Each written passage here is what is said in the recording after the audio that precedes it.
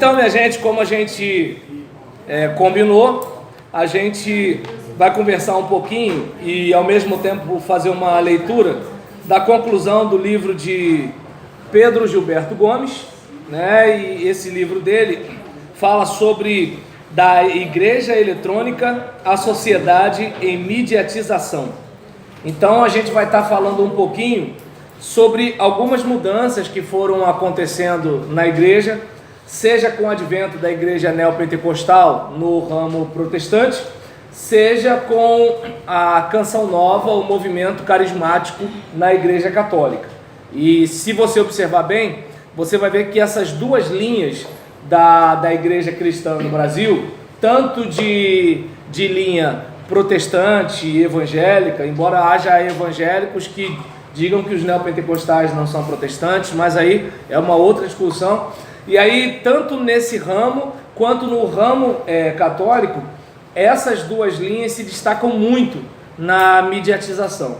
Nós vamos observar que é muito mais comum nós vermos uma movimentação entre os carismáticos e os neopentecostais em mídia do que necessariamente a linha mais conservadora, seja da ala católica ou protestante.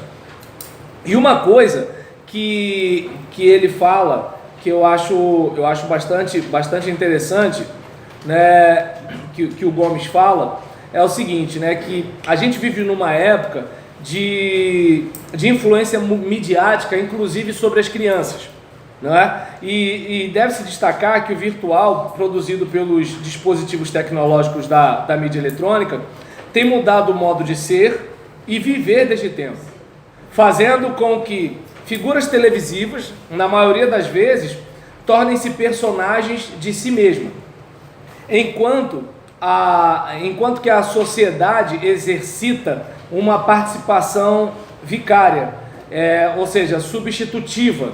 Então, de certa forma, parece que a realidade é o que a mídia apresenta e a gente que é a realidade parece que a gente é a cópia, a duplicação do que a mídia apresenta.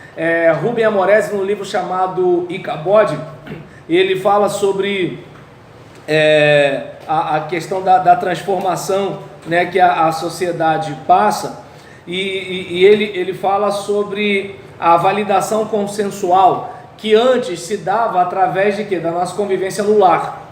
Pegando o exemplo que a Elisângela falou, o garotinho vê o seu pai e tem no seu pai uma referência. Nesse ambiente mediatizado, né, nesse ambiente midiático que a gente vive, geralmente a validação consensual ela está relacionada a uma figura de autoridade que não é necessariamente alguém do nosso convívio. É como, por exemplo, o que o Whindersson, né, o youtuber mais popular do Brasil, diz sobre esse assunto? O que a Xuxa fala sobre esse assunto? O que a Fátima Bernardes fala sobre esse assunto? No aspecto evangélico, o que o Silas Malafaia fala sobre esse assunto? O que o Ed Renekiewicz fala sobre esse assunto? O que Augusto Nicodemos fala sobre esse assunto? Eu não estou fazendo nenhum juízo de valor, quem é top, quem não é, quem é 100%, quem não é. Eu só estou dizendo que, na maioria das vezes, essas coisas acontecem. Às vezes, você vai estar pregando um negócio direto na sua igreja. E aí, se o pregador da televisão ele confirmar o que você disse é verdade. Mas se ele criticar o que você disse, está arriscado a sua ovelha te chamar para bater um papo no gabinete, para querer que você prove, né, vários aspectos daquilo que você falou, para ver se o que você falou realmente estava fundamentado. Então, quer dizer, glória a Deus se essa ovelha fizer isso, né, porque ela pode fazer outra coisa, ela pode desqualificar a sua pregação pelos cantos, naquilo que a gente chama de ou rádio peão ou rádio tamanco. E aí, nessa situação, esse modo de ser no mundo assume o deslocamento das pessoas do palco, onde são sujeitos e autores, e a plateia, onde sua atitude é passiva. Então, o que a gente começa a perceber, né? As pessoas elas são deslocadas do palco para a plateia. Você, em vez de ser o agente, né, em vez de você ser a pessoa que, olha, vou viver assim, vou casar desse jeito, vou namorar assim, vou me vestir assim, né? Vou criar meu filho dessa forma, vou trabalhar nisso, vou fazer aquilo. A validação consensual vem de fora, né? Vem não de fora que a gente fala do seu grupo ali, mas vem de lá de fora, da mídia, né? O que fulano fala?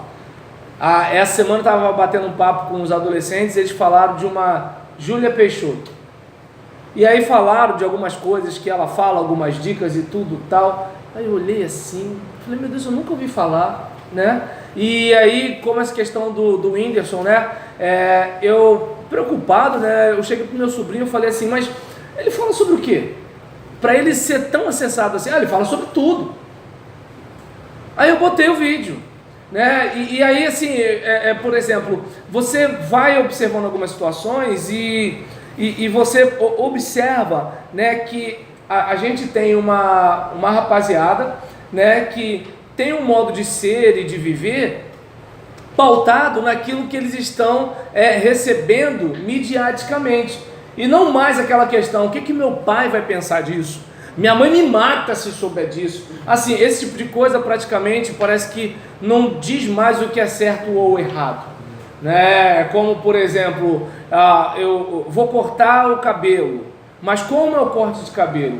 Aí passa por esse processo. Vou colocar essa roupa, passa por esse processo, né? Então, outro dia falei assim, quer saber? Eu vou tirar foto com as minhas faturas e vou postar no Facebook.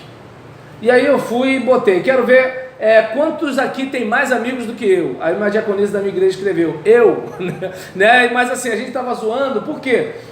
Porque eu olho assim, eu falo, meu Deus, parece que a gente não tem uma vida real, né? A gente só vive, né, em Angra, ou quer dizer, hoje ficar em Angra, já, de acordo com o jornal, ficar em Angra já não é mais lá essas coisas, né? Mas assim, eu estou em tal lugar, eu estou mergulhando, eu estou num iate, eu estou não sei o que lá, eu estou num carro importado, e assim, é como, e todo mundo cheio de inveja, né? E aí nessa brincadeira, a gente vive uma felicidade plastificada, né? A gente vive uma realidade que não é bem a nossa, né? E diante de uma situação como essa, o colega vê, fica com inveja e ele vai se matar para fazer um negócio do tipo, né? Então, como, por exemplo, tô aqui, né, batendo esse papo com vocês e a gente tá preparando esse vídeo. A Rosana, por exemplo, ela falou que acompanha todos os vídeos, né? O Wagner falou também, olha, não tenho vindo, mas tenho assistido todas as aulas. E aí você olha uma questão tão legal. Agora imagina se de repente eu tivesse preocupado com o brilho da minha testa e vamos ver se a parede, não sei o que lá e tal. Aí o que iria acontecer? A gente estaria daqui a pouco saindo da realidade de quem a gente é, do chão concreto que a gente pisa. Eu não estou dizendo que a gente não deve ter todo um cuidado na era da imagem. Claro que a gente deve ter. Temos aí um profissional que entende de imagem, né? Então, assim, falando nisso, estou esperando, tá? Então tá esperando mandar? Vamos mandar então. Não, é porque eu conversei com o Cláudio, né, sobre a possibilidade de ele preparar a vinheta para os meus vídeos, né? E nesse caso, por exemplo, você lida numa época que realmente você tem que se preocupar com a imagem. Outro dia eu estava saindo de casa e minha esposa, né, claro que nesse dia ela não tinha brigado comigo. Aí ela olhou para mim com um olhar de admiração e falou assim, Roberlan, você é um homem de Deus. Quando a gente briga, ela não fala isso quando eu saio não, né? Mas aí nesse dia eu acho que a gente estava bem. Aí eu cheguei para ela e perguntei, mas parece? Porque a questão não é se você é gente boa, a questão é se você parece. Porque se você é um canalha, mas você, na era da imagem, joga de acordo com as regras, todo mundo acha você top. E se você é uma pessoa autêntica, mas você não cuida desse repertório, você é o chato da parada. Então, não sei se dá para perceber que assim, essa questão exterior, ela tem mexido muito com a gente, né? E ele até fala, né, que a gente precisa ir avançando e ousando mais na reflexão, né? Porque se a gente fizer isso, a gente pode afirmar que a mediatização está talvez configurando a possibilidade da busca de uma visão unificada da sociedade. Por exemplo, se você observar, eu ainda não assisti, eu tô me devendo duas coisas. Assistir o clipe do Ferrugem, que eu quero saber o que ele tem de tão especial, que tinha um adolescente dizendo que, poxa, mas o Ferrugem, né? E aí nisso a mãe dela ficou cheia de vergonha, né, na minha frente por causa desse negócio. E sobre K-pop, né, que é um estilo popular de música coreana, que tem alguns adolescentes que tocam no assunto. E eu fico feliz pelo fato deles terem essa abertura para falar comigo, porque eu nunca falaria um negócio desse com o meu pastor, né? Mas glória a Deus porque eles conseguem olhar para mim e bater um papo sobre isso. E aí, né, diante dessa situação, né, por que isso? Porque a gente vive numa época em que o coreano, ele é influenciado pela questão norte-americana. Aí você vai assistir uma reportagem do Japão, você vai pro interior do Brasil, você está vendo que assim, praticamente está tudo ficando meio que uniformizado. E é interessante porque a nossa cultura, a cultura do lugar, de certa forma acaba mudando. Você pode reparar que há algumas décadas atrás, era comum você assistir um jornal de nível nacional. E o jornalista, quando ele era do interior de São Paulo, ele muitas vezes iria falar porta, calor, né? Ou então, né, o repórter do Rio de Janeiro iria falar estamos aqui, né, perto da cruz, né? E o carro, né? E assim, essa questão nossa, se você observar, está virando um padrão, né? Você verifica que algumas coisas estão mudando. E qual é a parte que pega em relação à igreja? A igreja como grupo social, a gente já conversou sobre isso, ela está também passando por esse processo. E é importante a gente ficar atento a isso, como eu tenho falado. A gente é manada ou a gente é indivíduo consciente? Esse é o caso. É como, por exemplo, eu quero cuidar da minha saúde física, quero cuidar do meu corpo? Quero, claro que eu quero. Mas agora eu preciso entender que por mais que eu cuide do meu corpo, eu não posso me comparar com um cara que cuida do corpo e tem 20 anos a menos que eu. Eu posso até me comparar com um cara da minha idade que não cuida do corpo, isso eu posso. Mas agora com um cara mais novo do que eu, e aí qual o problema? Todo mundo quer ser jovem para sempre. Aí você olha para uma criança, a criança ela não quer ser mais criança. Eu, por exemplo, fui pregar num evento que era um congresso de pré-adolescentes. Eu falei, desculpa, vocês são crianças. Mas como eu sou pregador do evento de vocês, eu vou me dirigir a pré-adolescentes. Mas vocês são crianças.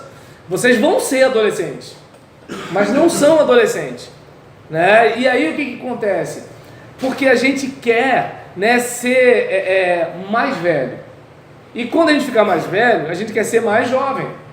E se você, eu entendo que nessa brincadeira, eu desconfio que a mulher, eu acho que ela é mais bombardeada do que o homem nisso, né? Porque você vê às vezes a menina de 4, 5 anos que, assim, você olha a roupa e você fala assim, não, peraí, não está parecendo uma criança, né? E às vezes você olha para uma senhora de 80 anos e fala assim, não está parecendo uma senhora, né? Então são coisas que assim você observa, né, que é uma uniformização. E é interessante que a gente está sempre achando que está pensando com a nossa cabeça. Outro dia eu estava falando isso com uma irmã. A gente pensa tanto com a nossa cabeça, né, que a Ambev vai gastar milhões em publicidade. A gente pensa tanto com a nossa cabeça que a Coca-Cola gasta milhões, bilhões em publicidade. Então, ou seja, esse pessoal gasta tanto com publicidade à toa, porque eles não fazem a nossa cabeça, né? Então, é importante a gente ter isso em mente. E aí, a gente vai ler alguns trechos. Bem, ele já vai se desculpando. Esse é o momento de realizar um rescaldo do trajeto percorrido a recuperar, mesmo correndo-se o risco de repetição, conceitos, posicionamentos e interpretações dados pelas igrejas cristãs sobre comunicação. O trabalho realizado trouxe uma visão mais completa dessa relação. No início do trabalho, discutíamos, né, a hipótese de que a comunicação não era problema para as igrejas, mas a solução. Isto é, Os meios de comunicação, a mídia, eram apenas considerados como dispositivos tecnológicos que serviam para ampliar a voz e a ação das confissões religiosas na sua faina, a fim de amealhar fiéis e transmitir a mensagem evangélica. Se esse era o objetivo, então, o centro era a mensagem, a pessoa de Jesus Cristo, a palavra do Evangelho. Esses pontos deveriam ser refletidos e não os meios eletrônicos colocados à disposição dos pastores para levarem a cabo a sua missão. A Igreja Católica, a confissão que mais refletiu e escreveu sobre comunicação e sobre os meios de comunicação, não escapa dessa convicção. Isso pode ser observado no desenvolvimento do pensamento dessa igreja sobre comunicação. Entretanto, em muitos momentos, detectou-se uma defasagem entre o discurso e a prática dos católicos no campo da comunicação. A editora é Paulinas, tá, irmãos? É uma editora católica fazendo uma avaliação crítica sobre o contexto midiático católico. E aí, seguindo, mesmo naqueles momentos em que a crítica foi mais severa e a análise mais acurada, como nas conferências gerais do episcopado latino-americano em Medellín, Puebla e Santo Domingo, essa confissão religiosa teve uma prática funcionalista e uma visão instrumental dos meios de comunicação. Hoje, a Igreja Católica está empenhada em desenvolver grandes redes de rádio e de televisão, em utilizar largamente a internet, criando e desenvolvendo sites religiosos, sem se perguntar sobre as consequências para a vida religiosa das pessoas. Até aí, já a Seara tinha falado sobre algumas dificuldades para a leitura, mas até aqui está tranquilo? Então vamos lá. Diversos organismos ligados à Igreja Católica criaram sites de relacionamento, aconselhamento pastoral, entre outros, considerando a rede mundial como uma extensão a mais de sua ação, sem se preocuparem com a reflexão mais profunda sobre os processos midiáticos envolvidos. No lado oposto, sem nenhuma... Com licença. Cláudio, pastor José Ricardo.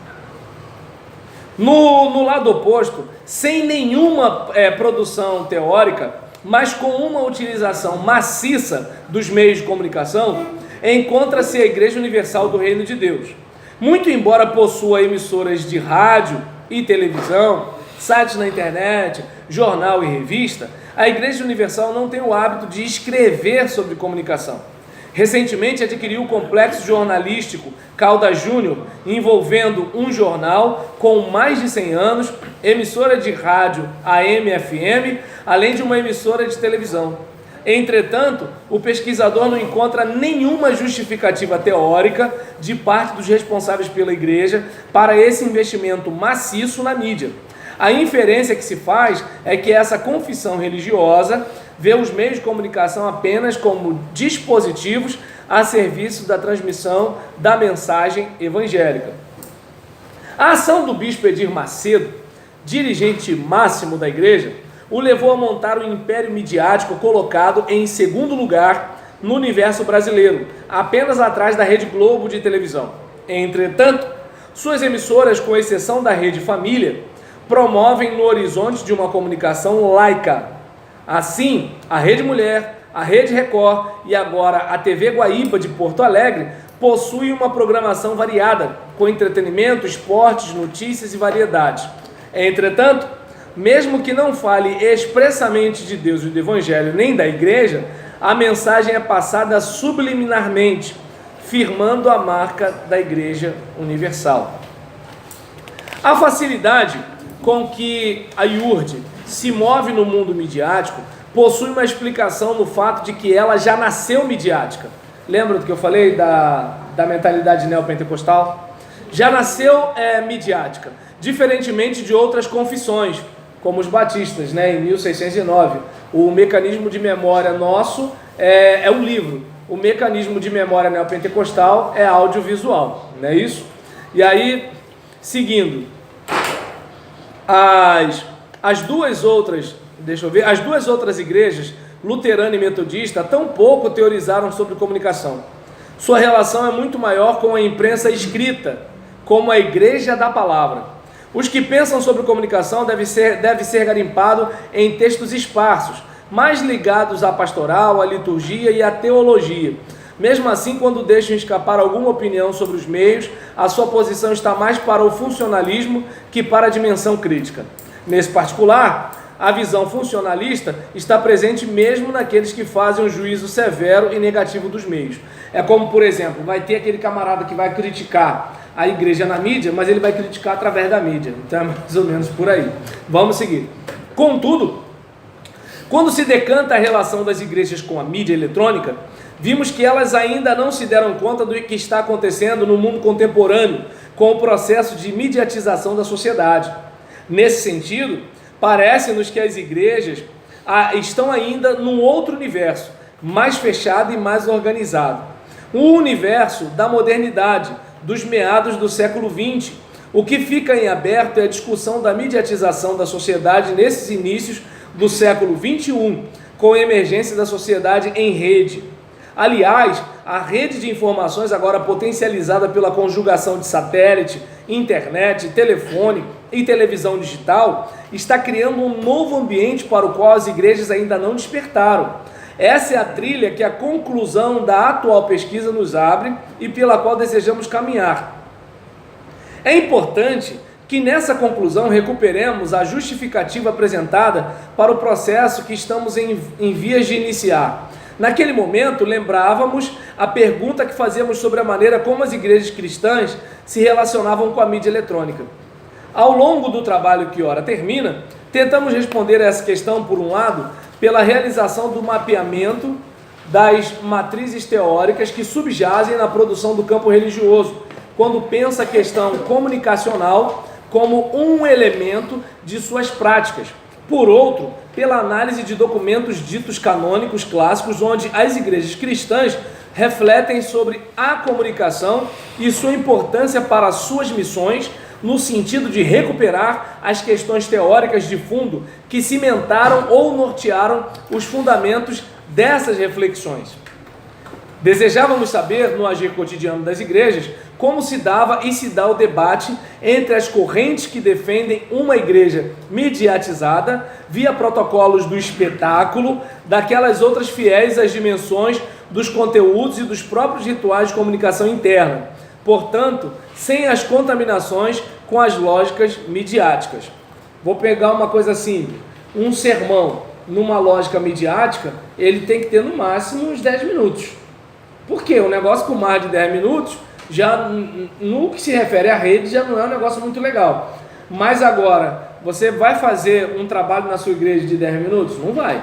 Vamos mediatizar, mas de acordo com a nossa fidelidade à questão do culto, ou a gente vai ficar preso apenas naquilo que se vende, naquilo que pode ser, que assim, desse jeito o pessoal pode comprar pela mídia, mas e o pessoal que está ali presente?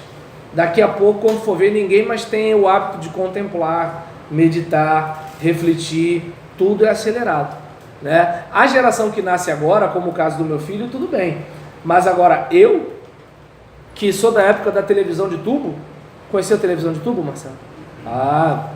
Ainda bem, pô, o garoto tem cultura, né? Já não conheceu o móvel da Rádio Vitrola Telefunken. Mas aí, nisso, brincadeiras à parte, vamos seguir. Estudamos a evolução do conceito de comunicação segundo a perspectiva das construções do campo religioso. Associado ao que foi dito acima, o objeto de análise foi constituído pelos documentos funcionais, históricos das igrejas cristãs. Vimos que o que está em jogo fundamentalmente é a relação estabelecida pelas igrejas cristãs com a comunicação. Porque a igreja está conseguindo ter contato com o fiel. A pergunta é como a igreja está lidando com a comunicação. E aí, os fatos levantados estão confirmando a hipótese de que a comunicação não é vista como problema, mas como uma solução. Logo, não há sentido para as igrejas colocarem sua relação com a mídia como objeto de discussão e análise, ou seja, como problema. O importante não são os meios, mas a transmissão da mensagem. Aqui existe um debate teórico mais fundo que se expressa na mediatização da técnica versus processualidade da técnica, via protocolo das mediações. Esse debate subjaz a realidade contemporânea. De um lado, estão aqueles que propugnam a utilização da técnica como instrumento capaz de transformar a sociedade. De outro, estão os que, defendendo a processualidade, acentuam as mediações individuais, situacionais, familiares e sociais. Na discussão proposta por Jesus Martim Bárbaro, é necessário passar dos meios às mediações, ou então é necessário perder o objeto para ganhar o processo. E aí, nesse caso, nessa visão, não importa o lado ideológico em que se situam os observadores, pesquisadores ou agentes de pastoral das igrejas cristãs. Os chamados progressistas, situados à esquerda em suas confissões cristãs, não questionam o uso dos meios, nem aí das mídias eletrônicas. Suas críticas dirigem-se à forma como os meios são utilizados. Por sua vez, os mais conservadores que utilizam largamente os meios de comunicação, de igual modo, não se preocupam. O importante é que a mensagem seja anunciada. Estão convencidos de que não podem cumprir o mandato do Senhor nos dias de hoje se não utilizarem os modernos meios de comunicação social, conforme foi afirmado acima. Então a gente percebe duas situações aí. Digamos, eu estou divulgando a mensagem, legal, eu faço isso no meu canal de YouTube. Qual o nome do meu canal de YouTube, gente? Isso, mas tem o Roberlan Julião primeiro. Roberlan Julião, palavra simples. Vão lá, clica, tá bom? Curte, se inscreve e clica no sininho para você poder receber notificações. Então, o que acontece? A gente precisa ficar atento, porque às vezes a gente está querendo alcançar o fiel, mas não pode ser a qualquer custo. Como diz a música da Lagoinha, o CD eu acho que nem vendeu muito, né? Ou ainda existe uma cruz. Então, ainda existe uma cruz para você carregar. Não se deixe enganar, a porta é estreita e o caminho é árduo. Então, não está valendo tudo. A gente está potencializando a divulgação com os meios eletrônicos, né? A gente está potencializando a evangelização com a mídia digital, mas isso não significa que a gente vai negociar os valores da fé cristã.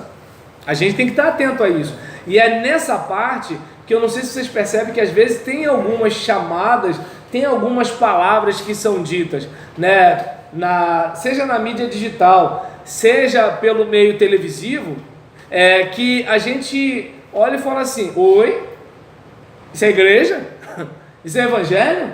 Foi isso que Jesus ensinou? Né? Eu não esqueço de uma vez que eu estava ouvindo um desses televangelistas falando, e ele falou assim: olha, se você está cheio de problemas, se você não conseguiu resolver seus problemas, se você não conseguiu sair dessa situação, você então tem que deixar de dar o dízimo na sua igreja e manda o dízimo para cá. Eu pensei, meu Deus, tomara que ninguém da minha igreja esteja assistindo, porque o pessoal da minha igreja tem problema.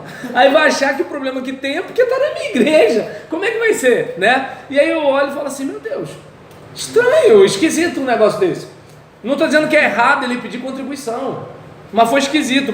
Parecia que a gente estava uma loja de camelô, né? Uma banca de camelô disputando mercado com uma loja, ou a loja disputando com o camelô, é o mercado disputando com a Kombi dos 30 ovos por 10 reais. Às vezes parece isso, e a gente tem que ter cuidado, né? Que nem quando eu vou fazer visita ou pesquisa religiosa e a pessoa fala que ela pertence a uma igreja. Acabou, eu paro ali. Por quê? Porque eu não estou querendo tirar a freguês de alguém, eu estou querendo compartilhar o evangelho. Quando alguém está insatisfeito com o pastor e vai no meu gabinete e fala assim: meu irmão, talvez eu seja pior do que o seu pastor. Você vai chegar aqui, você vai gostar de mim, você vai me achar legal, só que você vai me conhecer de perto. Se eu fosse tão bom, tão top, o pessoal da minha igreja não sairia e ia para outra igreja. Então, cuidado, né? Eu não vou chegar naquela e dizer assim: beleza, chegou o Joelson insatisfeito com a igreja dele, eu já boto a mão no ombro dele e tal, não sei o que lá, aí eu já dou oportunidade, aí eu, no segundo domingo que ele aparece, irmão Joelson, por gentileza, pode vir aqui à frente para orar. Aí o Joelson já começa a se achar importante domingo à noite, não sei o que lá, embora já rola uma treta, né, porque o pessoal que está lá, que não recebe oportunidade nem por oração silenciosa, tá vendo? Aí, entende? A gente não está disputando mercado, mas aí é essa parte que alguns criticam, né? Enquanto outros falam o seguinte: o importante é que o evangelho está sendo pregado, né? Fala, Daniel. Assim, em relação a esse processo de militarização da sociedade no século XXI, onde a igreja pega também mão desse processo. Como grupo social que é, né? Como grupo social que não pode também, no certo sentido, a questão do pragmatismo, ou seja, a igreja vê aquilo que dá certo e não mais a questão do sagrado. Porque, ou seja, há ministérios que você faz um culto, né, e aí depois que acaba o culto, abre-se no templo, né, um espaço onde todos vão jogar futebol ou então vão interagir naquele momento. E aí, assim, e hoje o fenômeno dos desigrejados hoje também está indo pelo esse mesmo caminho. A parte que é importante a gente observar que, assim, por exemplo, às vezes a igreja ela só tem aquele espaço, até porque assim, houve um tempo que havia bastante território, né, bastante metro quadrado para se comprar. A igreja comprava um terreno, construía com planejamento e tudo tal. Também tinha os que construíam com planejamento, só que não, né? E aí nisso fazia e tal. Hoje, geralmente uma igreja ela aproveita um estabelecimento que já está pronto. E aí, o que ela tem? Ela tem o que era uma loja, era uma oficina mecânica, era alguma coisa, era um galpão. E aí o que acontece? Terminou o culto, se for fazer um jantar de casais, só tem ali, né? Então é um tipo de situação que por exemplo, não sei se dá para vocês entenderem, não estou aqui fazendo juízo de valor se a igreja deve fazer ou não deve fazer, se a gente está pecando, se não está pecando. Eu só estou dizendo que assim, às vezes a igreja faz por causa disso. O problema não é você usar algum mecanismo. O problema como é que eu posso dizer? É a finalidade que você tem no negócio. É como, por exemplo, se a gente pegar quando você fala sobre pragmatismo e fazer o que dá certo, não tem problema fazer o que dá certo. O problema é deixar de fazer o que é certo para fazer o que dá certo. Entende? Vocês, obviamente, nisso que vocês estão lidando com as palavras, com os livros, vocês vão estudando psicologia, filosofia, sociologia, não é muito difícil vocês arrumarem um jeito de cativar o pessoal da igreja de vocês. Não é muito difícil você cativar o pessoal. A pergunta que se faz e o desagrado que o evangelho gera? A gente vai botar numa gaveta para continuar agradando o pessoal da nossa igreja crescer? Entende? Esse é o problema. Porque às vezes a gente tem aquela ideia, né, de que assim, se as irmãs foram para o culto de calça comprida, se os rapazes colocarem um brinco na orelha, o mundo está entrando na igreja. O mundo ele é muito mais do que uma indumentária, tem a ver com valores, tem a ver com aquilo que começa a fazer parte da mentalidade das pessoas, e é com isso que as pessoas não se preocupam, né? É como, digamos,